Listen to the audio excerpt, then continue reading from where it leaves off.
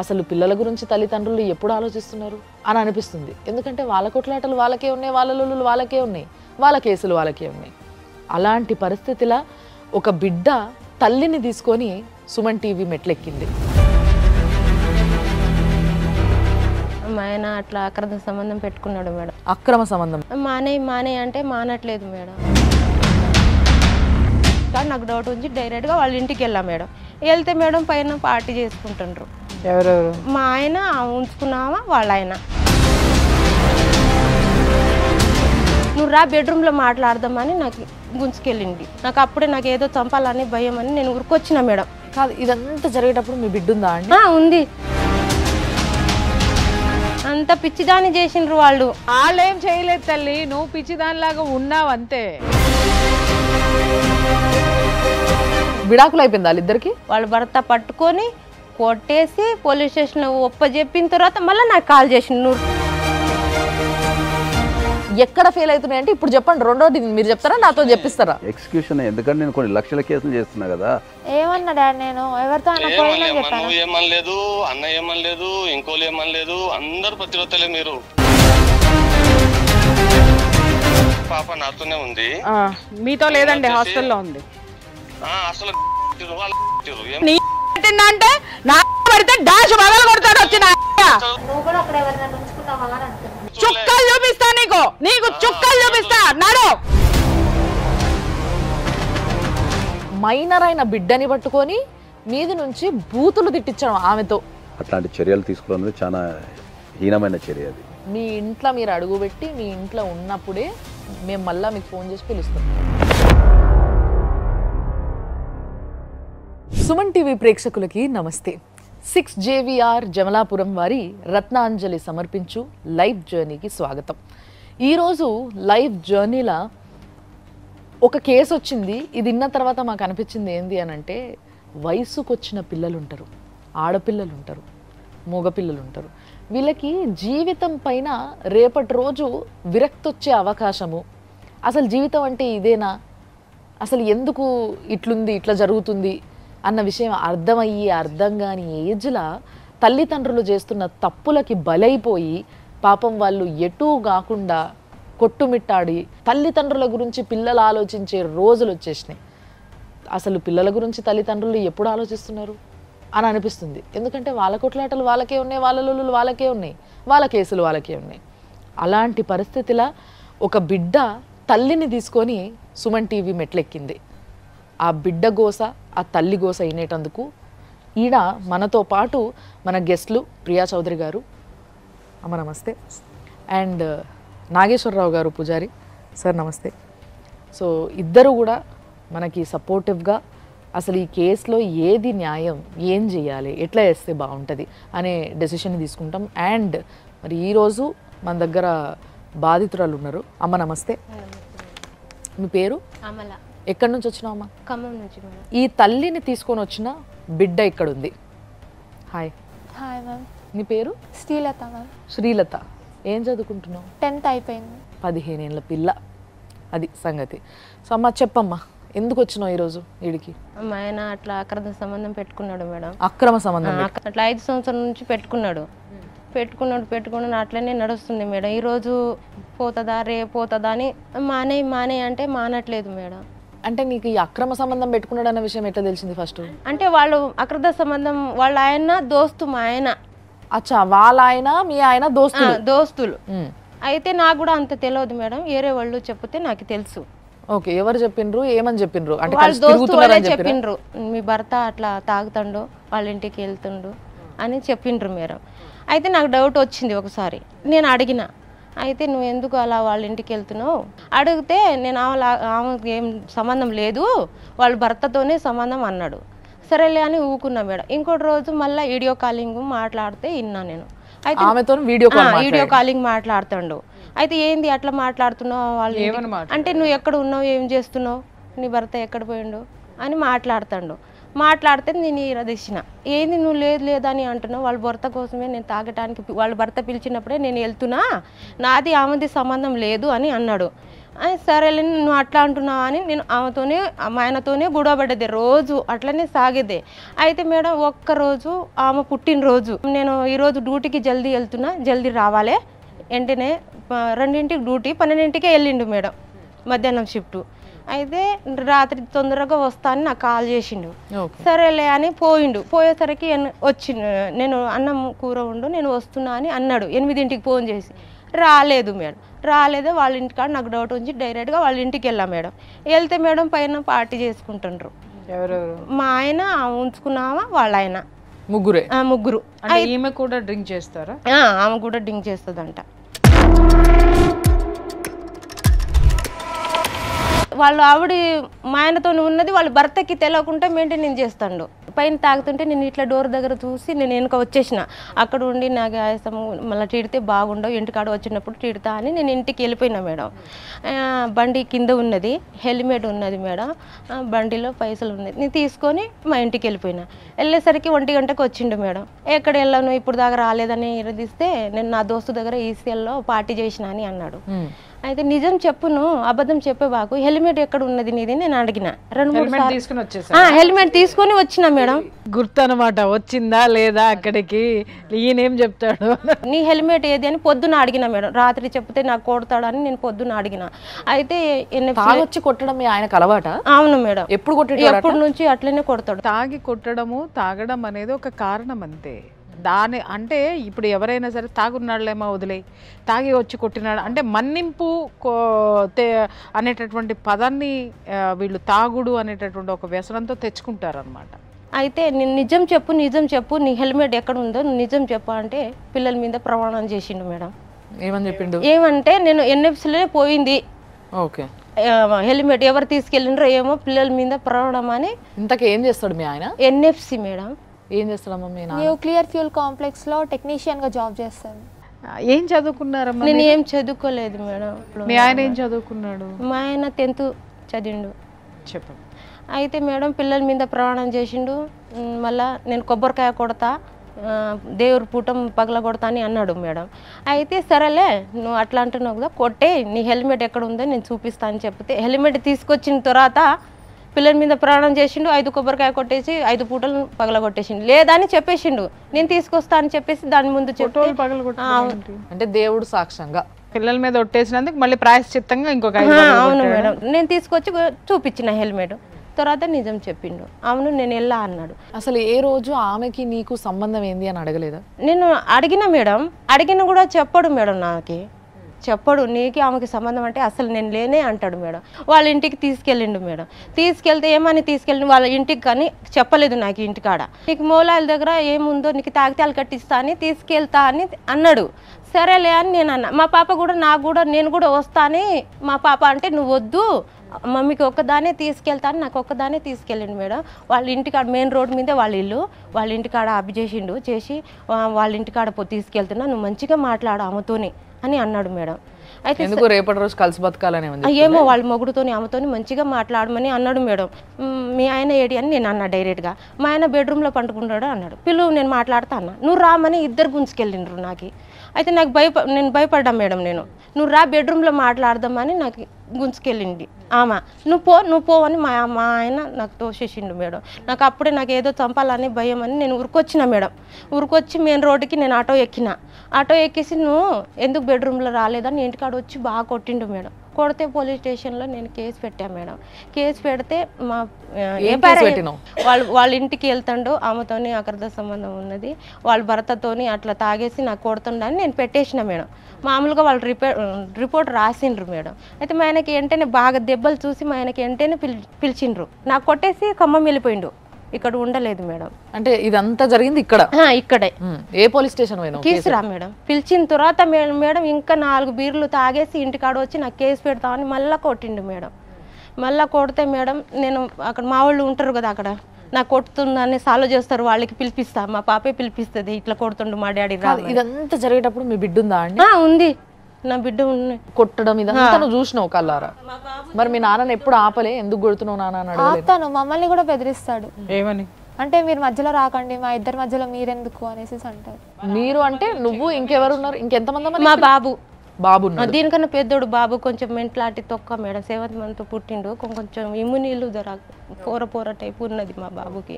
మా ఆయనకంటే ఆమె 2 లక్షలు ఇచ్చిందంట. ఆమె 2 లక్షలు ఇస్తే మేము ఇల్లు కట్టిస్తున్నాం మేడం. మా ఆయన దోస్తే నాకు చెప్పిండు ఏమని, అమల 2 లక్షలు ఆమె ఇచ్చిందంట, నువ్వు పోలీస్ స్టేషన్ ముఖం చూపించకూడదంట వాళ్ళ భర్తకి, ఆమెకి కేసు రిటర్న్ తీపించుకో అమల అని నాకు ఫోన్ చేసిండ్రు మేడం. పోలీస్ స్టేషన్ దగ్గర రాబాకు అని నాకు అక్కడ నుంచి భయపెట్టిండ్రు నాకు. అయితే సరేలే ఒకసారి చూస్తా అన్నయ్య, ఆ 2 లక్షలు ఎంత ఉన్నదో వడ్డీతో నువ్వు ఇచ్చేయమని నేను ఏరే వాళ్ళతో 2 లక్షలు ఇచ్చేసిన, వడ్డీతో ఇచ్చేసిన. అంటే మేము లోన్ తీసినాం మేడం. లోన్ తీసినా కూడా మీ ఆయన తీయాలి కదా, నీకు నా చేతిలో ఇంత గొడవ అవుతుంది కదా మేడం, దానికోసమే నేను చచ్చిపోతా అని అంటున్నా కదా, అందుకోసం ఆయన తీసి నాకు ఇస్తే వేరే వాళ్ళతో నేను పంపించిన. దాంతో సాల్వ్ అయింది మేడం. సాల్వ్ అయిన తర్వాత కరోనా టైం కదా మేడం, కరోనా టైంకి వాళ్ళ అన్న తమ్ముళ్ళకి ఖమ్మంలో కరోనా వచ్చిందని వెళ్ళిపోయిండు మేడం మాకు వదిలిపెట్టి. అయితే మేము ఇంట్లోనే ఉన్నాం. ఇప్పుడు కూరగాయలు ఎవరు తెస్తారు మేడం? నేను పోయి తీసుకొచ్చిన. కరోనా వచ్చేసింది నాకు. కరోనా అట్లా నాకు ఎటో ఒళ్ళు బాగలేదు, నువ్వు రామని చెప్తే వచ్చిండు మేడం. ఎక్కడ పోయి తలుచుకున్నావు, ఎవరు వచ్చిండ్రు అని మాట్లాడేది మేడం.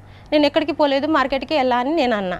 అయితే హాస్పిటల్లో చూపించిండు. హాస్పిటల్లో నేను బాగైనా నా కరోనా ఏమో మా ఆయనకి తెలిగింది మేడం. అయితే ఆయన హాస్పిటల్లో అడ్మిట్ అయ్యిండు.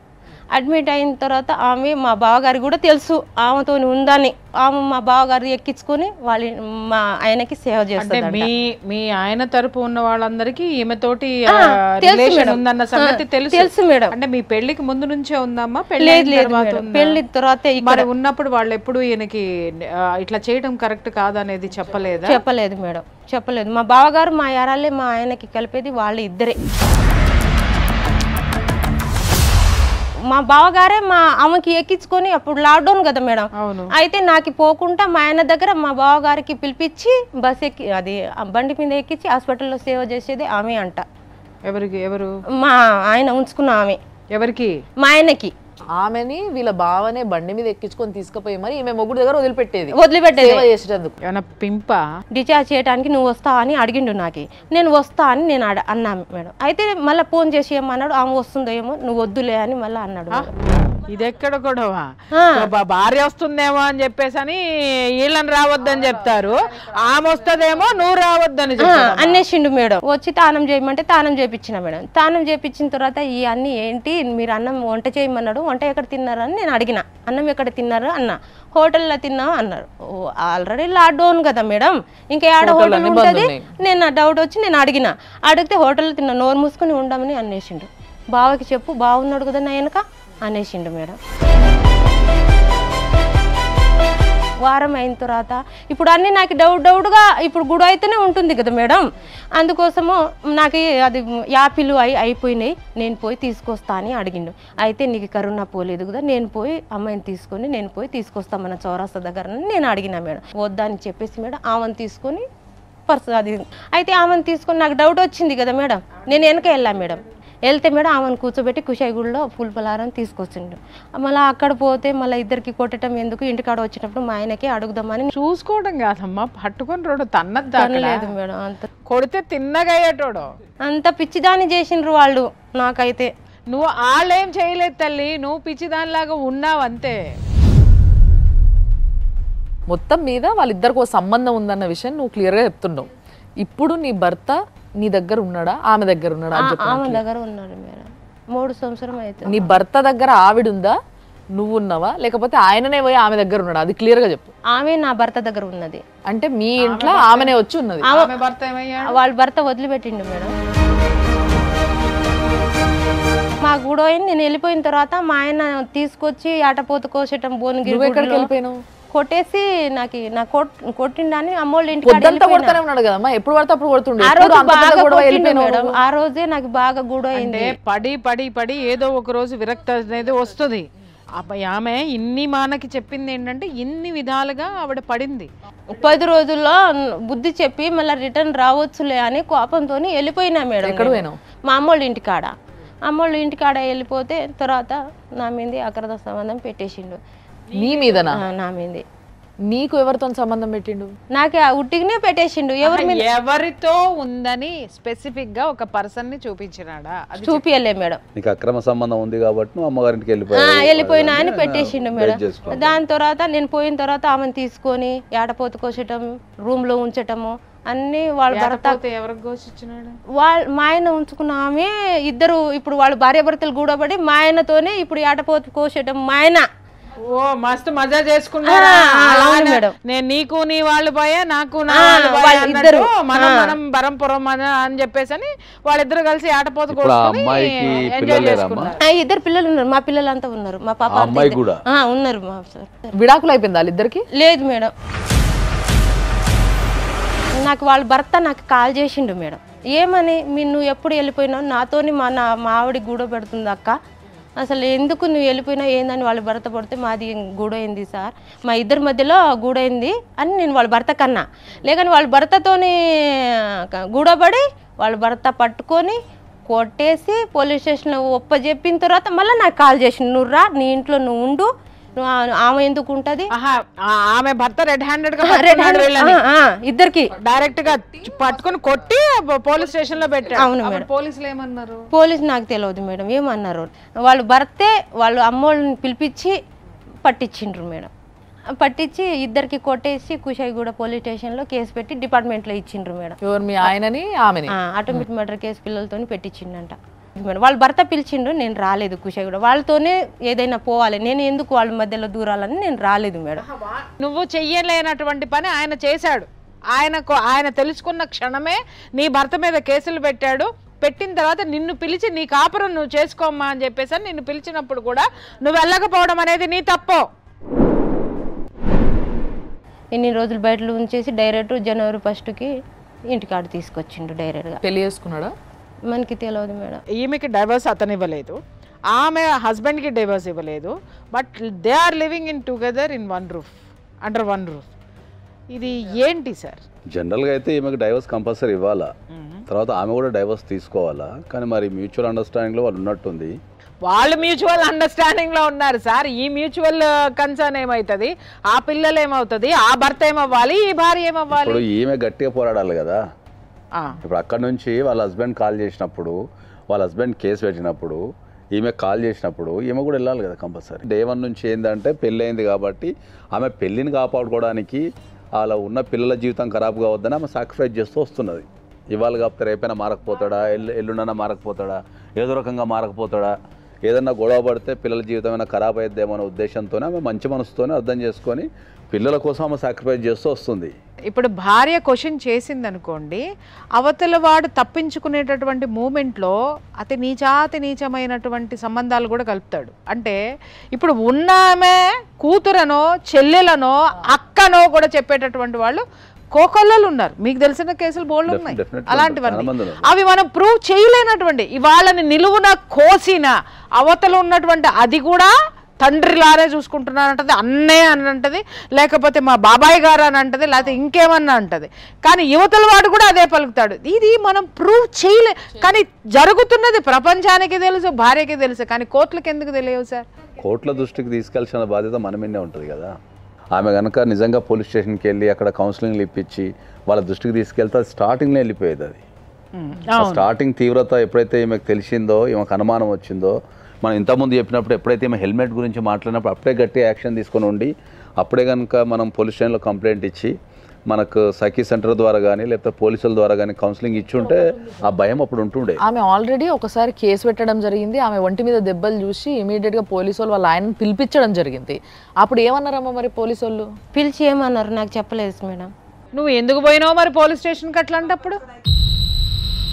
ఆమె భయానికి పోలీస్ స్టేషన్ పోయింది అంతే. ఓన్లీ భయానికి పోలీస్ స్టేషన్ పోయి కంప్లైంట్ ఇచ్చింది. తర్వాత ఏ రకమైన ఫాలోఅప్స్ కానీ చర్యలు కానీ తీసుకోలేదు. ప్రపంచవ్యాప్తంగా చూసుకుంటే భారతదేశంలో ఉన్నన్ని చట్టాలు, మహిళలకు ఉన్నన్ని చట్టాలు భారతదేశంలో తప్ప ఎక్కడ ప్రపంచంలో లేవు. ఏముంది సార్, ఎట్లా ఉందంటే చట్టాలు ఎలా పనికొస్తున్నాయంటే అక్రమ సంబంధాలు పెట్టుకుంటానికి వీటికి చట్టాలు ఉపయోగపడుతున్నాయి. కానీ ఇట్లా పోరాడే వాళ్ళకి నిజంగా భార్యలకి ఏ విధమైనటువంటి న్యాయం జరగడం లేదు సార్, టు బి ఫ్రాంక్. కానీ ఫెయిల్యూర్ ఎందుకు అవుతున్నాయి అంటే వాళ్ళు పోరాటం లేదు, ప్రతిసారి ఎక్స్క్యూజ్ చేస్తారు. ఇట్లా పోరాడనోళ్ళు ఉన్నారు, నేను కాదని అంటలేను, బట్ తక్కువ పర్సంటేజ్. ఎందుకంటే ఏ భార్యకైనా భర్త విషయానికి వచ్చేసరికి ఎక్కడ లేని స్వార్థం ఉంటుంది. ఎక్కడ నా భర్త నాకే, నన్నే చూడాలి, నాతోనే ఉండాలి, ఇంకొకరిని చూడడానికి లేదన్న ఫీలింగ్ ఉంటుంది. అది ఉండడం న్యాయం, అది ఉండడం ధర్మం. అది లేకపోతేనే దరిద్రం నిజానికి చెప్పాలంటే. సో అట్లున్నా కూడా ఎక్కడ ఫెయిల్ అవుతున్నాయంటే ఇప్పుడు చెప్పండి. రెండోది మీరు చెప్తారా, నాతో చెప్పిస్తారా? ఎక్స్క్యూషనే. ఎందుకంటే నేను కొన్ని లక్షల కేసులు చేస్తున్నా కదా. కంప్లైంట్ ఇచ్చినప్పుడు ఉన్నంత ఆవేశము, ఎందుకంటే చట్టం అనేది ఎప్పుడు కూడా క్విక్ రిజల్ట్ ఉండదు. మీరు అంటున్న వర్జన్ ఒకటి ఉంది, నేను కాదని అంటలే, అది ఒప్పుకుంటున్నా. అది ఒక 5% 10% ఉండొచ్చు. కానీ మిగతా కేసులన్నీ ఏమవుతున్నాయి? ఎవరు స్ట్రాంగ్ గా పోరాడుతున్న వాళ్ళకి ఎక్కడ న్యాయం జరుగుతుందని అడుగుతున్నా. చెప్పండి సార్, నాకు స్ట్రాంగ్ గా పోరాడితే ఏమైతుందో చెప్పమంటారా? నువ్వు ఏమన్నా చేసుకొని బరి తెగించి కుల్లా తిరిగేటోళ్ళు ఉన్నారు. 100% నేను చూపిస్తాను సార్. కుల్లా ఏ ఒక్కడు ఎంట్రుక పీక లేడు సార్ వాళ్ళని. డెఫినెట్లీ నేను ఛాలెంజ్గా చెప్తున్నా, ఇదే విషయంలో ఈ అమ్మాయిని స్ట్రాంగ్ ఉండమని చెప్పండి. అతన్ని ఊసలు లెక్క పెట్టిసకపోతే నేను నిలబడతాను. ఏం చెప్తావమ్మా? సరే మేడం. చట్టాలు చాలా స్ట్రాంగ్ ఉన్నాయి. మహిళలు పోరాడే విధానంలో చాలామంది ఏంటంటే ఏదో ఒక దశలో కాంప్రమైజ్ అయిపోతారు. ఎందుకంటే కోర్టుల చుట్టూ తిరగలేకనో, లేకపోతే సరైన అడ్వకేట్ దొరకకనో, ఆ చట్టాల మీద అవగాహన లేకనో, లేకపోతే వాళ్ళకు ఏదన్నా కుటుంబ పరిస్థితుల వల్ల చాలా అప్లికేషన్స్ చాలామందికి ఇవాళ నేను చెప్తాను, చాలామందికి అప్లికేషన్ రాయనికి రాదు. పోలీస్ స్టేషన్కి వెళ్ళే ఏ మహిళకు అప్లికేషన్ రాయనికి రాదు. వాళ్ళ అప్లికేషన్ రాసేటప్పుడు వాళ్ళ ఎమోషన్ రాస్తారు, చట్టం రాయరు. అంతే కదా సార్, బాధతో పోతారు కదా సార్ వాళ్ళు. చట్టం రాయరు. అదే చెప్తున్నా నేను, చట్టాల మీద అవగాహన ఉండి చట్టాలను అర్థం చేసుకుంటే ప్రతి ఒక్కరికి న్యాయం జరుగుతుందని చెప్తున్నా నేను. మీరు చెప్తున్న విధంగా ఆలోచిస్తే చట్టం అనేది ఒక అఫీషియల్గా మీరు అంటున్నట్టుగా దాన్ని ఫాలో అవ్వడం కరెక్టే, నేను కాదని అంటలే. కానీ చట్టంకి కూడా ఫస్ట్ ప్రాబ్లమ్ సాల్వ్ చేయడం అనేది గొప్ప విషయం. ఇక్కడ ఫామ్ ఫిలప్ చేయడానికి వస్తుందా, పద్ధతులు వస్తాయా, ఇవన్నీ కాదు కదా. అల్టిమేట్గా చట్టం రూల్ కూడా అదే. ఎవరైతే ప్రాబ్లంతో వస్తారో వాళ్ళ దిక్కు న్యాయం ఉంటే వాళ్ళకి న్యాయం చేసి తీరాల. కానీ అట్లా జరుగుతలేదు కదా, అదే కదా ప్రాబ్లం అంతా. ఆ ప్రాబ్లమ్ని ఐడెంటిఫై చేసి కొన్ని వందల సందర్భాల్లో ప్రతి ఒక్కరికి ఏం చెప్తున్నా అంటే ఏంటంటే, నీకు ఆరోగ్యం బాగాలేకపోతే డాక్టర్ దగ్గరికి పోతారు. ఈ దేశంలో అడ్వకేట్కి మొత్తం అయిపోయిన దగ్గర ఎంత అయిపోయి మొత్తం సమస్య జటిలమైన తర్వాత పోతారు. ఒక పోలీస్ స్టేషన్కి వెళ్ళే ముందు ఎంతమంది అడ్వకేట్ దగ్గర కన్సల్ట్ అవుతున్నారు? మరి అదే ఒక ఆరోగ్యం బాగాలేకపోతే మీరు ఒక డాక్టర్ దగ్గరికి ఇమ్మీడియట్లీ పోయి ఏదో ఒక డాక్టర్ దగ్గరికి పోతారు. ఇంటి పక్కన డాక్టర్ దగ్గర కన్నా పోయి మీరు ట్రీట్మెంట్ తీసుకుంటారు. ఇక్కడ ఒక విషయం చెప్తాను సార్, ఇక్కడ ఫెయిల్యూర్ అవడానికి కూడా లాయర్ల దగ్గరికి లేకపోవడానికి కారణం కూడా ఏంటంటే, మనుషుల్ని కాపాడేది కేవలం పోలీసులు, చట్టం అనేది మాత్రమే తెలుసు తప్ప న్యాయస్థానాలు ఉన్నాయనే దాని మీద అవగాహన కలిగించలేదు. ఇది వాస్తవం. కలిగించలేదు అంటే అందరికీ ఉన్న అభిప్రాయం అది. దాన్ని మార్చడానికే కదా మనం ఇన్ని లీగల్ ప్రోగ్రామ్స్ చేసేది. ఇప్పుడు మేడం చెప్పిన పాయింట్తో పాటు ప్రతి ఒక్కరికి దృష్టి ఎట్లుంటుంది అని అంటే, పోలీస్ స్టేషన్ పోయి కంప్లైంట్ ఇవ్వాలి అని అంటే ధైర్యంగా మాట్లాడగలిగితే 4 మెట్లు ఎక్కితే సరిపోతుంది, మహా అయితే ఒక ఫామ్ ఫిలప్ చేయాలి. అదే ఒక అడ్వకేట్ దగ్గర పోయి మాట్లాడాలి అని అంటే మన దగ్గర పైసలు ఉన్నాయా లేదా అనేది అడ్వకేట్ చూస్తారు, మనం పైసలు కూడా ఇవ్వాలి అనేది ఒక ఇది ఉంటుంది. కాబట్టి వాళ్ళు ఇమీడియట్గా ఫస్ట్ అడ్వకేట్ దగ్గరికి వెళ్ళరు. ఈ విషయం అందరికీ తెలిసిందే. సో ఇప్పుడు మీరు చెప్పుండ్రి, ఫస్ట్ వచ్చి ఒక ప్రాబ్లమ్ని మీకు చెప్పుకొని అది ఏ విధంగా మేము దాంట్లో పోవాలి అనే అడ్వైస్ తీసుకోవాలని ఆయన చెప్పింది ఒకటే. డాక్టర్ దగ్గరికి వెళ్ళినప్పుడు ఫీజు తీసుకుంటారు, ఆ తర్వాత ట్రీట్మెంట్ అని అంటే అన్ని చేస్తామా తీసుకుంటారు. మరి యాజ్ యూజువల్ లాయర్ కూడా కన్సల్టేషన్ తీసుకుంటారు. అవును సార్, కరెక్టే. ఇప్పటికి నేను చెప్తున్నా, ఇప్పటికి ఒక విషయం చెప్తున్నా ఏంటంటే, సరే ఈ అమ్మాయి వరకు మనం వదిలిపెడితే ఇప్పటికీ మా దగ్గరకు వచ్చే క్లయింట్లలో one of the top most clients ఉంటారు, హై ఎడ్యుకేటెడ్ ఉంటారు, ఐఐటీలో లేకపోతే ఐఎంఎంలో చదివి పెద్ద కంపెనీలో పనిచేసే ఉంటారు. నాకు తెలిసి ట్యాక్స్ వాళ్ళు నెలకు ఒక 2-3 లక్షలు ట్యాక్స్ కడుతుంటారు. వాళ్ళకి ఏదైనా సమస్య వచ్చి, వాళ్ళ కుటుంబంలో సమస్య వచ్చి, ఏదన్నా పోలీస్ స్టేషన్కి వెళ్ళాల్సిన పరిస్థితి వస్తే వాళ్ళు మా దగ్గర వచ్చి చెప్పే డైలాగ్ ఏముంటుంది, మీకు ఎంత కావాలో చెప్పండి, మేము పోలీస్ స్టేషన్కి వెళ్ళాం. పోలీస్ స్టేషన్కి వెళ్ళడం మా ఇంటా ఉండలేదు, పోలీస్ స్టేషన్కి వెళ్తే నామోషి, ఇదే డైలాగ్ కొడతారు వాళ్ళు. అరే నేను 100 సార్లు చెప్తా, పోలీస్ స్టేషన్ అనేది మనం ఇచ్చే ట్యాక్స్ నుంచి పోలీస్ స్టేషన్ రన్ అవుతుంది. వాళ్ళు మన రక్షణ కోసం ఉన్నారు, వాళ్ళు అక్కడికి పోతే ఇబ్బంది పెట్టారు, మిమ్మల్ని పిలిచినప్పుడు మీరు వెళ్ళాలా, మీకు ఏమైనా కష్టం వచ్చినప్పుడు వెళ్ళాలని చెప్తా. ఇప్పటికీ ఈ దేశంలో ఇంత టెక్నాలజీ ఉన్నా కూడా 2 డైలాగ్స్ నాకు ఎప్పటికీ రోజుకు ఒక 10 సార్లు వింటా నేను. ఒకటి, ఇప్పటివరకు నేను అడ్వకేట్ ఆఫీస్కి రాలేదని చెప్తా. ఇప్పటికి అడ్వకేట్ ప్రొఫెషన్ మీద ఇప్పటికీ నెగిటివ్ ఉంది. ఏమని, అడ్వకేట్ దగ్గరికి వెళ్తే దోసుకుంటాడనో, లేకపోతే అడ్వకేట్ దగ్గరికి వెళ్తే న్యాయం చేయడనో ఇప్పటికీ ఉంది. అది మార్చాల్సిన శక్తి ఎవరికి ఉంటుంది? సమాజానికే ఉంటుంది. నువ్వు దేన్నైనా ఒక దూరం పెట్టేసి దాన్ని పరీక్షించకుండా వెళ్తా అంటే ఏం చెప్తాం? సో డెఫినెట్లీ ఫస్ట్ వెళ్ళమని సమస్య చెప్తాం. వచ్చినప్పుడు పోలీస్ పోలీస్ స్టేషన్ స్టేషన్కి అడ్వకేట్ దగ్గరికి వెళ్ళొచ్చు, పోలీస్ స్టేషన్కి వెళ్ళొచ్చు. మొన్న ఒక ఎపిసోడ్లో సార్ అన్నారు ఎంటర్టైన్మెంట్ అని మాట్లాడుతుంది సుమన్ టీవీని. ఎంటర్టైన్మెంట్ కాదు, ఇది ఎడ్యుకేషన్ కూడా ఉంది. దాన్ని చూడలేని మురుగులకి మనం ఏం చెప్తాం? ఇప్పుడు లా అనగానే లాయర్లు ఫీజులు తీసుకుంటారనే మోడ్లో ఉన్న వాళ్ళకి మనం ఏమి చేయలేం. పోలీస్ స్టేషన్ అనగానే పోలీస్ స్టేషన్కి వెళ్తే పరువులు పోతాయి అనుకుని పరువుని గురించి ఆలోచించే వాళ్ళకి నిజంగా చెప్తున్నాను కదా, ఏమీ జరగదు. అక్కడ వెళ్ళి చూడండి, అదేంటో మీకు అర్థమవుతుంది. ఓపెన్గా మాట్లాడితే ఒక వైఫ్ కనుక పోలీస్ స్టేషన్కి వెళ్ళి కంప్లైంట్ ఇస్తే, ఒక భర్త మీద కానీ లేకపోతే అత్తామామ మీద కానీ కంప్లైంట్ ఇచ్చినప్పుడు జనరల్ రూల్ ఏముంటుంది? పోలీసు వాళ్ళు ఆపోజిట్ పార్టీకి కాల్ చేస్తారు. నీ మీద కంప్లైంట్ వచ్చింది రమ్మని కాల్ చేస్తారు. ఓకే, నా దగ్గరకు వచ్చినప్పుడు నేను చాలా స్పష్టంగా చెప్తా, వెళ్ళండి, మాట్లాడండి, కూర్చోండి, సమస్య సాల్వ్ అవుతుంది. ఆ అమ్మాయి ఇచ్చిన తప్పుడు కంప్లైంట్ అని మీరు ఎక్స్ప్లెయిన్ చేయండి అంటే they don't want go to the police station. వద్దు సార్ మాకు ఏం లేదు, మీరే మాట్లాడండి అంటారు. అరే నువ్వు దేశంలో ఒక పౌరునివి, నువ్వు ట్యాక్స్ కడుతున్నావు, నీకు ఒక చట్టం ఉందని తెలవాలా, ఒక గవర్నమెంట్ ఎట్లా రన్ అవుతుంది, ఒక పోలీస్ స్టేషన్ ఎట్లా రన్ అవుతుంది. రేపు నీకు కష్టం వచ్చినప్పుడు, ఇప్పుడు నేనున్నా, రేపు నీ కొడుకో ఇంకోళ్ళకో కష్టం వచ్చినప్పుడు వాళ్ళకి నువ్వు చెప్పడానికి ఒక స్టోరీ అన్న ఉండాలి కదా. Go to the police station కూడా పోరు. కాబట్టి నేను చాలా స్పష్టంగా చెప్పేది ఏంటి అంటే చట్టాలు చాలా స్ట్రాంగ్ ఉన్నాయి. కాకపోతే అందరికి అడ్వైజ్ చేస్తున్నా ఏంటంటే ఏదన్నా ఒక చట్టపరంగా ఏదన్నా ఒక చర్య తీసుకునే ముందు కంపల్సరీ ఒక 500 1000 రూపాయలు కట్టి నియరెస్ట్ అడ్వకేట్ దగ్గరికి వెళ్ళండి. మీరు వెళ్తే వాళ్ళు నాలెడ్జ్ ఇస్తారు, దాన్ని ప్రాసెస్ చెప్తారు, దాని తర్వాత ఈజీ అవుతుంది మీకు ఇష్యూ. ఒక్కసారి అడ్వకేటు కోర్టు అని పోతే అక్కడ ప్రూఫ్ ఇంపార్టెంట్. ప్రూఫ్ లేనిది న్యాయం ఉన్నా నడవదు. ఈ విషయం అందరికీ తెలుసు, చదువుకున్నోడికి తెలుసు, చదవనోడికి తెలుసు. ఇది కూడా ఒక భయం, ప్రతిదానికి ప్రూఫ్ చూపించలేము సార్. అంటే మ్యాట్రిమోనియల్ ఇష్యూస్లో మనం అది కూడా చాలా స్పష్టంగా చాలా సందర్భాలు చెప్తున్నాం. ఏంటంటే సివిల్ కేసు వాదించాలి అంటే మీకు డాక్యుమెంట్ ఉండాలి. డాక్యుమెంట్ ఉంటేనే సివిల్ కేసు అవుతుంది. ఒక క్రిమినల్ కేసు గురించి మనం ఏదైనా చేయాలి అంటే ఎవిడెన్స్ ఉండాలి. మ్యాట్రిమోనియల్ ఇష్యూస్కి ఈ రెండు ఉండవు. ఎందుకంటే ప్రతిదీ డాక్యుమెంట్ పెట్టుకోనో, ప్రతిదీ ఎవిడెన్స్ పెట్టుకోనో మనం చేయలేము. మ్యాట్రిమోనియల్ ఇష్యూ అనేది ఒక 4 గోడల మధ్యలో జరిగే సంఘర్షణ. అది ఆ చట్టాల మీద వాటికున్న అవగాహన కనుకుంటే మనం ఒక ప్రూఫ్ ఎట్లా సంపాదించవచ్చు, దాన్ని ఎవిడెన్స్ కింద ఎట్లా ప్రూవ్ చేయొచ్చు, దాన్ని సర్కమ్స్టెన్స్ ఎవిడెన్స్ అని ఎట్లా అంటారు, లేకపోతే సబ్స్టిట్యూషన్ ఎవిడెన్స్ అని ఎట్లా అంటారు అనేది మనం స్పష్టంగా మనం నిరూపించవచ్చు. ఇది ఎప్పుడు తెలుస్తుంది సార్? ఒకసారి మెట్లు ఎక్కితే, అటు పోలీస్ స్టేషన్ మెట్లు, ఇటు లాయర్ మెట్లు ఎక్కితే వాళ్ళు చెప్పేదాన్ని బట్టి they will get knowledge. At least ఎలా ఉండాలి, ఎలా చెప్పుకోవాలి. ఇప్పుడు ఈవిడ ఇక్కడ వరకు వచ్చారు, నీకు ఎన్ని విషయాలు తెలిసినాయి అమ్మా, ఇప్పుడు ఎలా పోరాడాలనేది ఒక అవగాహన అయితే వచ్చిందిగా. ఇంతకు ముందు 3 సంవత్సరాలు నువ్వు నోరు మూసుకొని కూర్చొని ఉన్నావు కదా, నువ్వు వెళ్ళిపోయానమ్మా అనేసి అని ఇందాక అన్నావు కదా నువ్వు. మరి ఇప్పుడు వచ్చావు ఇక్కడికి. ఇంత రచ్చ జరుగుతుంటే కూడా నువ్వు పోయి మీ అమ్మగారి ఇంట్లో ఉన్నావు, అక్కడ వాళ్ళ కొట్లాట తీసుకెళ్ళిండ్రు హాస్పిటల్కి, మీ ఆయన ఆమెని పట్టించిండ్రు, పిలిచిండ్రు, పోలేదు.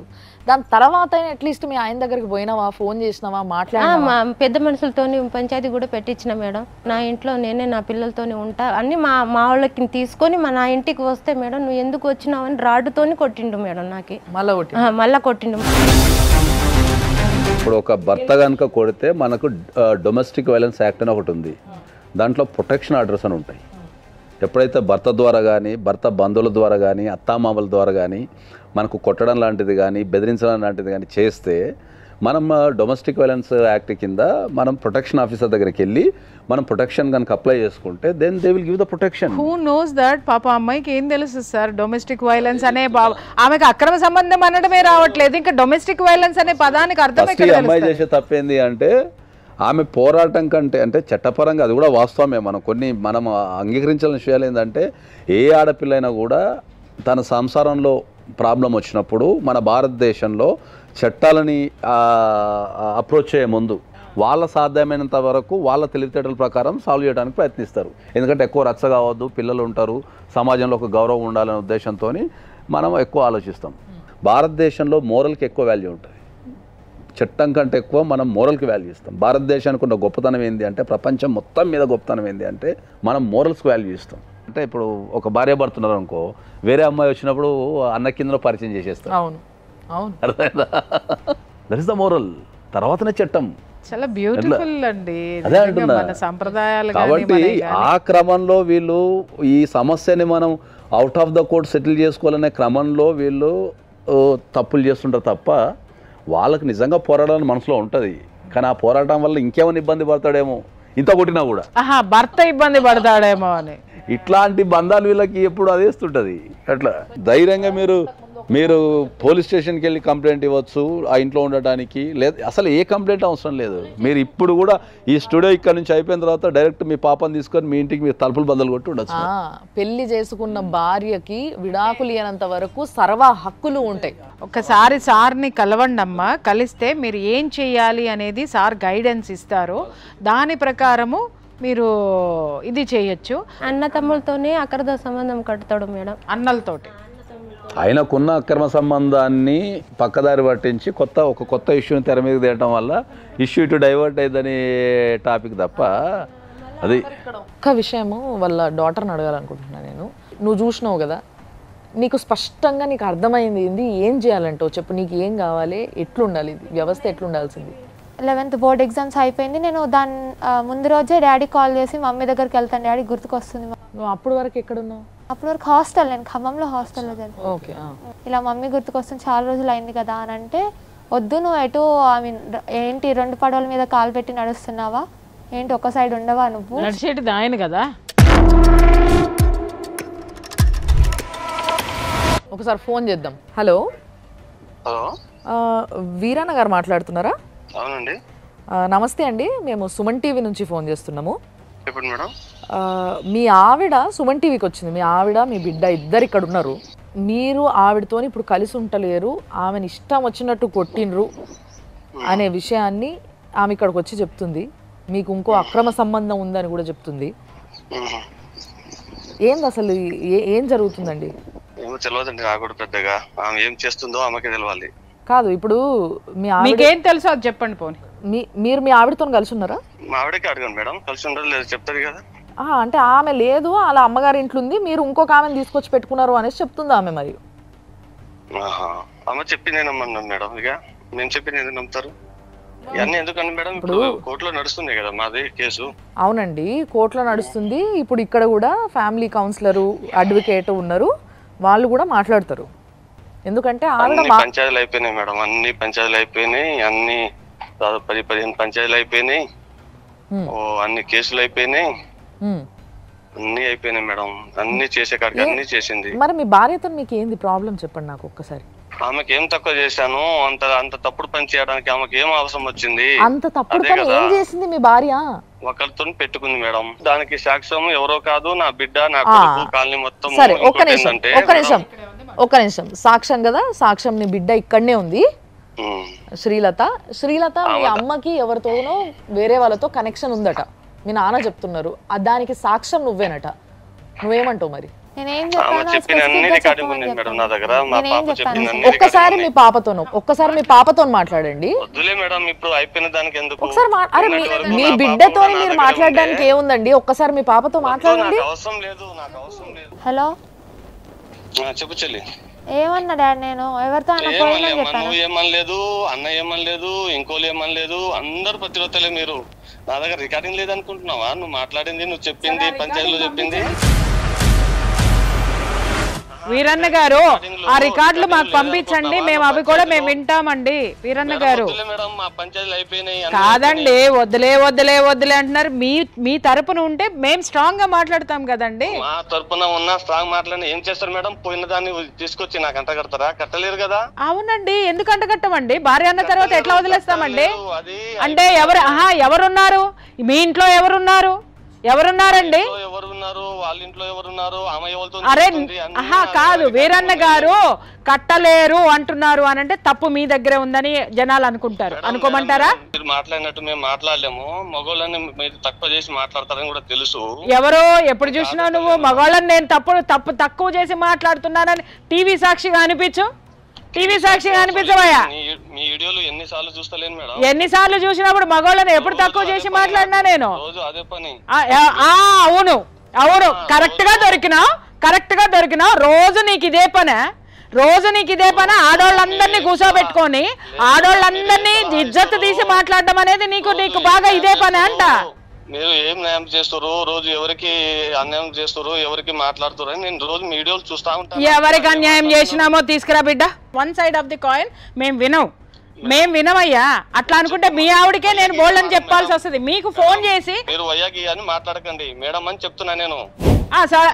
నేనేమన్నాను? అది నాకంటే చిన్నోడివి ఏంటయ్యా అన్నాను. ఏంటయ్యా అన్నది కూడా నీకు అమర్యాద అనంటే ఇక జీవితంలో నిన్ను ఎవడో బాగు చేయలేడురా నాయన. మీ ఆవిడ ఏదైతే చెప్పిందో అది మొత్తం వాస్తవం చెప్తున్నాను కదా. నువ్వు నాకంటే చిన్నవాడివి. నేను కౌన్సిలింగ్ లో ఉన్నప్పుడు ఖచ్చితంగా నేను అయ్యా అనే మాట్లాడతా. అయ్యా అంటే మాకు చాలా గౌరవమైనటువంటి పదం. వయ్యా అంటున్నారు, అయ్యా అంటలేరు. ఇనవయ్యా అంటున్నారు, అయ్యా అంటలేరు. అయ్యో ఇనవయ్యా, మరి అయ్యా అన్నప్పుడు ఎనవయ్యా అనక ఎనరా అంటారా? సరే మీతో మేము మాట్లాడలేము కానీ చెప్పండి. నేననేది మీ ఆవిడతోటి ఏంటి ప్రాబ్లం? ఇవాళ నీ ఇంట్లో ఈ పరాయి స్త్రీతో నువ్వు ఉంటున్నావు అనేది ఎలిగేషన్. అది వాస్తవమా కదా? Sir no. మాకు ఎటువంటి పరాయి స్త్రీతోనే నాకు సంబంధం రైట్. అయితే ఆవిడ రైట్స్ ప్రకారం ఆవిడ మీ ఇంటికి వస్తుంది. ఆవిడ రైట్స్ ప్రకారం వస్తుంది. ఆమె ఇంట్లో ఆమె ఉంటది. ఆమెకి స్థానం ఇవ్వండి. ఆమె తప్పులు చేస్తున్నట్టయితే మాకు పంపించండి. మేము మీకు న్యాయం చేస్తాము. ఖచ్చితంగా మీ తరపున మేము నిలబడతాం. ఆమెకి న్యాయం చేస్తాం. నీకు అవసరం లేదు కాబట్టి ఆమెకి మేము న్యాయం చేస్తాము. మిస్టర్ వీరయ్య గారు ఖచ్చితంగా న్యాయం ఎవరి వైపు ఉంటే వాళ్ళతోటే వస్తుంది మీ వీరయ్య గారు. ఓకేనా? మా మిస్సెస్ కి ఇప్పుడు 4 సంవత్సరాలు వెళ్ళిపోయి నిన్నటి వరకు 10వ తరగతి ఎగ్జామ్ ఎవరు కూడా పాప నాతోనే ఉంది. మీతో లేదండి, హాస్టల్లో ఉంది. అసలు నీ దగ్గరికి ఎందుకు వస్తాను రా భయ్? పెడితే నీ దగ్గరికి ఎందుకు వస్తా? మంచిగా మాట్లాడు, సంజాయించి మాట్లాడు. నేను చాలా మర్యాదగా మాట్లాడతా. నీ అంటే నా పెడితే డాష్ బగలు కొడతాడు వచ్చి. తమాషా తమాషాలు తెలుస్తున్నావా? నువ్వు ఇక్కడ కూర్చొని ఒక ఉన్నతమైనటువంటి స్త్రీతో మాట్లాడేటటువంటి సిచ్యువేషనే సరిగ్గా లేదంటే నువ్వు నీ భార్యని సరిగ్గా చూసుకున్నావని మేము అనుకుంటున్నావా? సరే వీరయ్య, నేను చెప్తున్నాను విను వీరయ్య. చుక్కలు చూపిస్తా నీకు చుక్కలు చూపిస్తా. నడు. మరి ఇంత దారుణంగా మాట్లాడదు? అవును మేడం, అట్లనే ఎక్కడైనా నాకు అట్లనే చేస్తాడు మేడం. కన్నా కూతుర్ని బూతులు తిట్టాడు మ్యామ్. వాడు నీ పెడతాడా అని మాట్లాడుతున్నాడు అంటే వాడికి ఎంత పొగరేసి ఉన్నావురా నువ్వు. చూపిస్తా, నా కనిపిస్తాడు నీకు. అది చూపించకపోతే చూడు, నేను ఇక్కడ నీకు చూపించి తీరుతానేమనుకుంటున్నావు. కానీ నిజంగా ఇట్లా మాట్లాడడం మాత్రం చాలా చాలా చాలా తప్పు. అయ్యా నీ భార్య ఇట్లా చెప్తుంది, ఒక వైపు వినము రెండో వైపు కూడా వింటాము అని ఫోన్ చేస్తే ఉల్టా ఒక పెద్దావిడిని పట్టుకొని ఈ మాట అనడం ఎంతవరకు కరెక్ట్? ఎంత దరిద్రంగా మాట్లాడుతున్నాడు ఆయన. ఏమన్నా తెలివి నీతి నిజాయితీ అసలు ఒక మొగోడు అట్లా మాట్లాడతాడా? ఒక మాట చెప్తున్నాను, అతనికి ఆడదానితోటి పడుకోవడం ఒకటే వచ్చు. నేను ఈ పదం మాట్లాడకూడదు.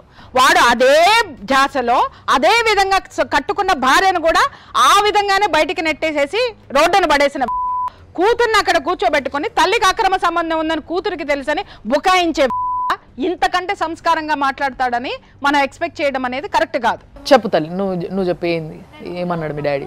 నా దగ్గర ఉన్నప్పుడు ఆమె రికార్డింగ్ చేసి పంపించింది. నువ్వు కూడా మీ అమ్మ లెక్క అవుతున్నావా, అవుతున్నావా, నువ్వు కూడా అక్కడ ఎవరైనా ఉంచుకున్నావా అని అంటుంది. ఎవరు? ఆమె అంటుంది. మా డాడీ పక్క నుండి ఆమె కంటే ఆమె నాకు చెప్తుంది. కాదు, అసలు ఆమెకేం సంబంధం? నీతో మాట్లాడాల్సిన అవసరం ఏముందమ్మా? అంటే దుబ్బతండలో నీ అమ్మ లాగా నువ్వు కూడా తయారైతున్నావు, నువ్వు కూడా చూసుకున్నావా? ఆవిడెవరమ్మా నీ బిడ్డతో మాట్లాడడానికి? ఆమె ఎవరు? ఆమె ఏ వరసతోటి ఉంది, ఏ సంబంధంతో నీ బిడ్డతోటి ఆ మాట మాట్లాడింది?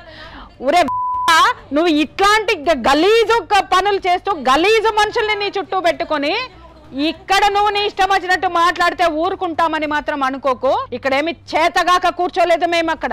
ఇక్కడ చేతగాక ఇదొక వ్యవస్థ అన్న విషయాన్ని మర్చిపోకండి. మొన్న ఇంటికి వస్తే పాపకు బస్ ఎక్కించిండు మేడం, ఉండకూడదు ఇంట్లో అని. ఎందుకు? ఇంటికి వస్తే నువ్వు మీ మమ్మీ దగ్గరికి వెళ్తా అని అన్నావు కదా, మీ మమ్మీ దగ్గరే ఉండిపో, నాకేం అవసరం లేదని చెప్పి మళ్ళీ బస్ ఎక్కిచ్చేసాడు. ఇంటి వరకు కూడా వెళ్ళలేదు. ఇంటి వరకు వెళ్ళాలా అంటే అది తీసుకురావద్దని ఉంటుంది, పెట్టుకున్నాడుగా ఒకదాన్ని. ఆమెతో మాట్లాడినట్టున్నాడు, బయటికి వెళ్ళి మాట్లాడేసి ఇక నన్ను వచ్చి వెళ్ళిపో నువ్వు, నేను నీకు బస్ ఎక్కిస్తాను వెళ్ళిపో అని చెప్పి బస్ ఎక్కి. ఒరే నీకు అర్థం కాక అడుగుతాను, అసలు కన్న కూతుర్ని సైతం నువ్వు రోడ్డు మీద పడేసి బజారు దానితో మొగుడిని వదిలేసింది, పిల్లల్ని వదిలేసింది, ఒక బజారు దాన్ని పెట్టుకొని నువ్వు ఏం మాట్లాడుతున్నావు? తెలివిగా మాట్లాడుతున్నాను అనుకుంటున్నావా లేకపోతే గొప్పోడిని అనుకుంటున్నావా? పెట్టి చూడు గొప్పోళ్ళ దాంట్లో చెయ్యి, ఏం జరుగుతుందో. ఎరక్కొట్టి పంపిస్తారు. అదే జరుగుతుంది రేపొద్దున నీకు. అసలు మైనర్ అయిన బిడ్డని పట్టుకొని మీది నుంచి బూతులు తిట్టించడం ఆమెతో. అంటే ఒక ఆడపిల్ల సార్, పాపం ఆ పిల్ల బ్రెయిన్, ఆ పిల్ల మనసు ఈ ఏజ్లో ఏమైపోవాలి, ఏంది సంగతి ఇది? డెఫినెట్లీ అమ్మాయి కంప్లైంట్ ఇవ్వచ్చు. ఒకవేళ కనుక అమ్మాయి కంప్లైంట్ ఇస్తే ఇష్యూస్ చాలా సీరియస్గా ఉంటుంది. ఎందుకంటే అమ్మాయి మైనర్ యాక్చువల్లీ. అవును. ఓకే, మైనర్ కాబట్టి మైనర్ మీద అట్లాంటి చర్యలు తీసుకోవడం అనేది చాలా హీనమైన చర్య. అది మీరు డెఫినెట్లీ మీరు కంప్లైంట్ ఇవ్వండి అమ్మ, మీరు డెఫినెట్లీ వాళ్ళు చర్యలు తీసుకుంటారు. చాలా హీనియస్, చాలా క్రిటికల్గా ఉంటుంది కండిషన్. కాబట్టి మీరు డెఫినెట్లీ అది కంప్లైంట్ ఇవ్వాలి మీరు. సార్ నిజంగా ఈ విషయంలో కంపల్సరీ మేము మీ వెనుకుండి, సుమన్ టీవీ నిన్ను నడుపుతుంది. నేను చెప్తున్నా, ప్రతి ఒక్క తండ్రికి బుద్ధి రావాలా. ఆడపిల్లని కనడం కాదు, దాన్ని అపురూపంగా పెంచుకోవడంతో పాటు నువ్వు ఎట్లా బిహేవ్ చేయాలి, ఎట్లా మాట్లాడాలి, ఎట్లా చూసుకోవాలి అనే విషయం తెలిసి ఉండాలి. ఈ దరిద్రానికి ఆడపిల్లల్ని కనకండి, దయచేసి కనకండి. కంటే ఆ బాధ్యత తీసుకోవడం ముందు నేర్చుకొని కనండి. ఇంత దరిద్రంగా మాత్రం ట్రీట్ చేయకూడదు. ఆడపిల్లైనా మగపిల్లలైనా పిల్లలమ్మా, ఈ భూమి మీదకి వచ్చినటువంటి పిల్లలు. అంటే పశువులు కానీ పశువుకి వీళ్ళకి తేడా లేదన్నమాట. అరే నువ్వు కూర్చున్నది ఎవరి షోలో కూర్చున్నావు, ఏ షోలో కూర్చున్నావు, ఎక్కడున్నావు అనేది కూడా జ్ఞానము సోయ మర్చిపోయి కూర్చున్నావు, ఒళ్ళు మర్చిపోయి అంటారు. మా ఒక భాషలో చెప్పాలంటే ఒళ్ళు కొవ్వెక్కి ఉన్నావని అంటారు అనమాట. తెప్పిస్తా, దిగిస్తా, ఖచ్చితంగా దిగుతుంది. శిరస్సు నుంచి సిరిపాదం దాకా దింపుతా. అమ్మ నీకు ఇప్పుడు సార్ చెప్పిండ్రు కదా, నువ్వు కేసు వేస్తే ఈ కేసు చాలా బలపడుతుంది.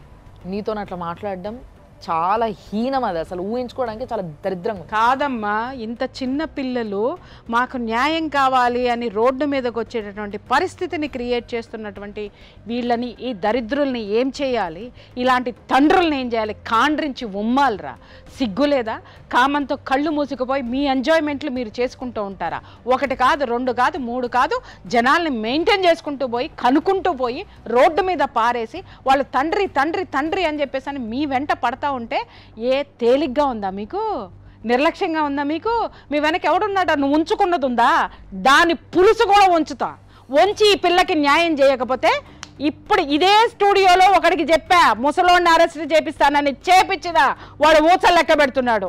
ఇప్పుడు చెప్తున్నా మిస్టర్, ఈ పిల్లకి న్యాయం చేయించిన తర్వాతనే నేను మళ్ళీ మాట్లాడతా జనంతో.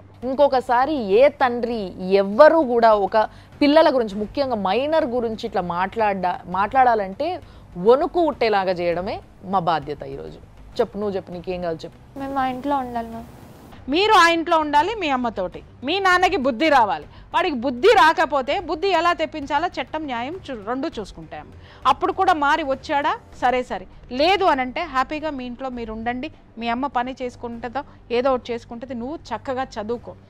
నీ తండ్రిని చూసావు, ఆ పక్క ఉన్న స్త్రీని చూసావు, నీ తండ్రిని చూసి నీ బిడ్డల్ని ఎలా పెంచకూడదో, ఎలా పెరగకూడదో చూసుకో.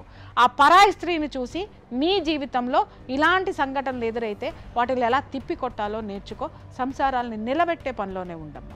సార్ మీరు చెప్పండి, ఇప్పుడు ఏం చేస్తే కరెక్ట్ అంటారు? ఇప్పుడు దాకా మీరు చూసిండ్రు ఎట్లా మాట్లాడుతున్నాడు మనిషి అనేది కూడా. సో ఎట్లా వీళ్ళకి న్యాయం చేయాలి? ప్రధానంగా అయితే వాళ్ళ ఇంటికి వెళ్ళిపోవచ్చు, ఏం కాదు. మీరు ఇక్కడ నుంచి డైరెక్ట్గా మీరు ఆ ఇంటికి వెళ్ళిపోవడం వల్ల చర్యలు ఏముందో అది మేము తీసేసుకుంటాం. మీరు డెఫినెట్లీ ఆ ఇంటికి వెళ్ళండి. మీ మదరు, మీరు, మీ అన్నయ్య దాంట్లో ఉండండి. మీకు ఉండే హక్కు ఉంటుంది. అది చట్టపరంగా కానీ మోరల్గా కానీ దాంట్లో ఉండే హక్కు మీకే ఉంటుంది. కాబట్టి మీరు డెఫినెట్లీ దాంట్లో ఉండండి. తర్వాత మీకు కావాల్సిన మెయింటెనెన్స్ కానీ, మీ స్టడీకి సంబంధించిన ఖర్చులు కానీ, రేపు మీ అన్నకు సంబంధించిన మెడికల్కి సంబంధించిన ఖర్చులు కానీ ప్రతి ఒక్కటి ఇవ్వాల్సిన బాధ్యత ఆయనకే ఉంటుంది. సో డెఫినెట్లీ దాన్ని కోర్టు నుంచి కూడా మీరు తీసుకోవచ్చు. మీ స్టడీస్ కానీ దానికన్నా ముందు మీరు ఇందాక చెప్పింది కూడా తనకి సెక్యూరిటీ కోసం వాళ్ళ ఆయన కొడతాడు కాబట్టి డీవీసీ ప్రొటెక్షన్ కూడా వేసుకోవచ్చు. చట్టపరంగా మీరు ఆ ఇంట్లోకి చేరడానికి, తర్వాత మీరు బతకడానికి మీ రైట్స్ ఏమున్నాయో అవి డెఫినెట్లీ మీ అందరం ఇక్కడ కూర్చొని డెఫినెట్లీ మీకు సాయం చేస్తాం. దాంట్లో మాత్రం మీరు ఏం డౌట్ పెట్టుకోకు.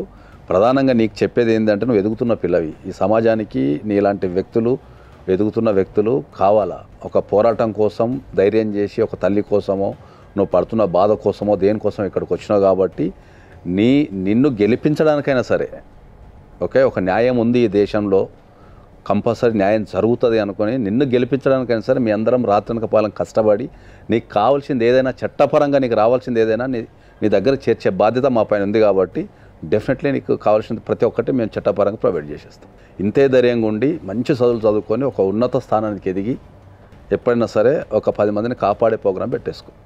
వస్తే పాపకి ఎల్లగొట్టిండు, రేపు బాబు కూడా పంపేస్తాడు మేడం. ఎవరిని ఎల్లగొట్టే హక్కు ఎవరికి ఉండదమ్మా. కోర్టు కావాలంటే మీకు కోర్టు ఆర్డర్ కూడా ఇప్పిస్తాం మేము. దానిపైన బాజాప్తుగా కోర్టు ఆర్డర్ కూడా మీరు ఆ ఇంట్లో ఉండటానికి కావాల్సిన కోర్టు ఆర్డర్ కూడా కోర్టు ఆర్డర్ పట్టుకొని నువ్వు ఇంటికి పోదు కాబట్టి నీకు ఏ భయం లేదు దాంట్లో. ఓకే, నువ్వు కూడా పిల్లలు ఎదుగుతున్నారు కాబట్టి, ప్రధానంగా నీకు బిడ్డ ఉంది కాబట్టి, ఆడపిల్ల ఉంది కాబట్టి, ఆమె ఇప్పుడు 10th క్లాస్ పూర్తి చేసుకుంది, మళ్ళీ ఇప్పుడు మనకు ఇంటర్మీడియట్ అవన్నీ పెద్ద పెద్దలు చదవాల్సిన అవసరం ఉంటుంది కాబట్టి మీరు కూడా ధైర్యంగా ఉండండి. మీరు కూడా మీ పిల్లలకు ధైర్యాన్ని ఇవ్వండి, పోరాడండి. దానికి సంబంధించి ఏదున్నా కూడా మేము తప్పకుండా మీ అందరం నిలబడి చేసేస్తాం. దానికి మీరు ఆ ఇంట్లోకి చేరిన తర్వాత మళ్ళీ మీరు కంపల్సరీ ఒకసారి రండి. ఇది మనం చేరిన చెప్పడానికి అడిగినావు కదా, నేను మా అమ్మ మా అన్న ఇంట్లో ఉండాలి. మీ ఇంట్లో మీరు అడుగుపెట్టి మీ ఇంట్లో ఉన్నప్పుడే మేము మళ్ళీ మీకు ఫోన్ చేసి పిలుస్తాం. ఆ రోజు అదే షో ప్రపంచం చెప్పండి ఎట్లుందో ప్రతి ఒక్కరికి చూపిస్తాం. మీరు ఏ దశలో కూడా మీరు బాధపడాల్సిన అవసరం లేదు. మీరు ఎప్పుడైనా సరే సుమన్ టీవీకి కానీ నాకు కానీ పర్సనల్గా ఎవరికైనా సరే మీకు ఏ అవసరం వచ్చినా మీరు కాల్ చేయండి. నేను ఎక్కడ పోయినా న్యాయం కాలే, ఇక్కడికే న్యాయం అవుతుందని నేను ఇక్కడికే వచ్చినా సార్. ఇల్లు కూడా అమ్మేదానికి సిద్ధమైండు సార్. మేడం ఇల్లు అమ్మకుండా కూడా మీరు ఆర్డర్ తెచ్చుకోవచ్చు, ఏం ప్రాబ్లం ఏం లేదు. సో లీగల్గా మీరు ఏం చేయాలో అవన్నీ సార్ అడ్వైజ్ చేస్తారు. వాటన్నిటికీ మీరు రెడీ అవ్వండి. ఇప్పుడు కూర్చోబెట్టి అవన్నీ కూడా మీకు ఎక్స్ప్లెయిన్ చేయడం జరుగుతుంది. అవన్నిటిని ఆ ప్రాసెస్ని కూడా మనం ముందుకి తోయడం జరుగుతుంది. దానివల్ల మీ నాన్న ఇల్లు అమ్మలేడు. ఒకవేళ ఇల్లు అమ్మినా కూడా మీరు అది ఆపడానికి వేసే నోటీస్ ఏదైతే ఉంటుందో అది అడ్డం ఉన్నాక ఇంకా మిమ్మల్ని ఎవ్వరూ ఏమీ చేయలేరు. ఆ ఇల్లును అమ్మలేరు, మీరు ఉండకుండా బయటికి తొయ్యలేరు. అన్నీ మీ దారిలోకి వస్తాయి. 2 ప్లాట్లు నా పేరు మీద ఉంది మేడం. అయితే ప్లాట్లే రాయి పిల్లల పేరు మీద, అయితే రామని అంటాడు మేడం. 1కి 2 చేసినావు, నా పిల్లలు పోస్తే ఎట్లా, నా ఆస్తి నేను ఎవరికి ఇస్తాను, నా పిల్లలకి నా ఇంట్లో నాకు రాని అంటే అసలుకి రాని. ఏది తక్కువైందేమోనమ్మా, అందుకని నీ కూడా ఇచ్చి ఇవ్వమన్నాడు. బాగా పెడదాం, సరిపడా పెడదాం, ఇద్దరికి పెడదాం. దయచేసి నేను చెప్తున్నా, ఒక ఆడదానికి కానీ మగవాడికి కానీ న్యాయం కావాలి అంటే ఎక్కడికైనా వెళ్తాడు, ఎంత దూరమైనా సరే వెళ్తాడు. ఇది మాధ్యమము, ఇది మాధ్యమము, మీడియాకి కొన్ని హక్కులు ఉన్నాయి, అలాగే కొన్ని బాధ్యతలు కూడా ఉన్నాయి. అవి 2 నిర్వర్తించి తీరుతుంది. అంతేగాని టీవీలో కూర్చునే వాళ్ళు పని పాట లేక కాదు, లేకపోతే కూర్చొని ఏదో పనికి మాలినటువంటి షోలు చేసుకునే వాళ్ళం మేము, అంతకంటే కాదు. ఒకసారి మేము గనక పట్టుకున్నామంటే దాన్ని వదిలిపెట్టే ప్రసక్తే లేదు, దాన్ని సక్సెస్ చేసి తీరుతాం. సో చూసిండ్రు కదా, తప్పకుండా వీళ్ళిద్దరికీ న్యాయం జరిగేలా చేస్తాం, దాన్ని మీకు చూపిస్తాం. ఇలాంటిది ఇంకోసారి సమాజంలో జరుగుతుంది అటువైపుగా ఒక కేసు వెళ్తుంది అని అంటే ఈ ప్రోగ్రామ్ గుర్తుకు రావాలి, మేము చేయబోయే ఫాలో అప్ గుర్తుకు రావాలి. ఆ రేంజ్లో ఆ ఫాలో అప్ ఉండబోతుంది డెఫినెట్గా. అండ్ ఇంకొక విషయాన్ని కూడా నేను చెప్పాలనుకుంటున్నా. ఇందాక ప్రియా చౌదరి గారిని ఆయన అన్నారు, మీరు వచ్చి కూర్చొని మొగోళ్ళకి అగెన్స్ట్గా మాట్లాడతారు అని చెప్పి. ఇదే స్టేజ్ మీద ఇదే వేదికపై ముగ్గురము కూర్చొని ఎంతోమంది మొగోళ్ళకి వాళ్ళ భార్యల కోసం వాళ్ళ వైపు నుంచి కొట్లాడిన రోజులు ఉన్నాయి. మొన్నొచ్చిన లాస్ట్ ఎపిసోడ్లో మొన్నొచ్చిన ఆయనకి నేను అక్కనయ్యి నిన్ను నీ భార్యను తీసుకొచ్చి నీ దగ్గర చేరుస్తా, నువ్వు నీ భార్య కావాలంటున్నావు కదా అని చెప్పి దానికి నేను నిలబడతా అని చెప్పి ఆయన వెనక నిలబడడం జరిగింది. కాబట్టి దయచేసి మిగతా వాళ్ళు ఎవరైతే ఈ మాయలు ఉన్నారో, లేదు వీళ్ళు ఆడోళ్ళకే ఫేవర్గా ఉంటారు అనే మాయ ఏదైతే కప్పేస్తుందో వాళ్ళకి చాలా క్లియర్గా చెప్తున్నా, మొగోళ్ళు ఆడోళ్ళు కాదమ్మా, న్యాయం ఎవరి దిక్కు న్యాయం ఉంది, ఎవరు అన్యాయంగా ఇంకొకరిని హింస పెడుతున్నారు అది మాత్రమే గమనించడం జరుగుతుంది. దానికోసమే ఈ ప్రోగ్రాము, ఏదో మీకు చూపించడానికి ఈడ కూర్చొని మాట్లాడడానికి రేటింగ్లు తెచ్చుకోవడానికి కాదు. తప్పకుండా సమాజంలో ఎంతో అంత మంచి చేసినాము, లేకపోతే న్యాయం చేసినామన్న ఒక మార్క్ కోసమే ఇంత కష్టపడుతున్నాము. కాబట్టి ఈ కష్టాన్ని ఇట్లే చేస్తాము. ఎవరేం అనుకున్నా ఎవరేమన్నా ఎక్కడ తగ్గము, తప్పకుండా న్యాయం చేసి తీరుతాము. కాబట్టి దాని ఫాలోఅప్ కోసం మీరు చూస్తూనే ఉండండి. 6 JVR జమలాపురం వారి రత్నాంజలి సమర్పించు లైఫ్ జర్నీ సుమన్ టీవీలో.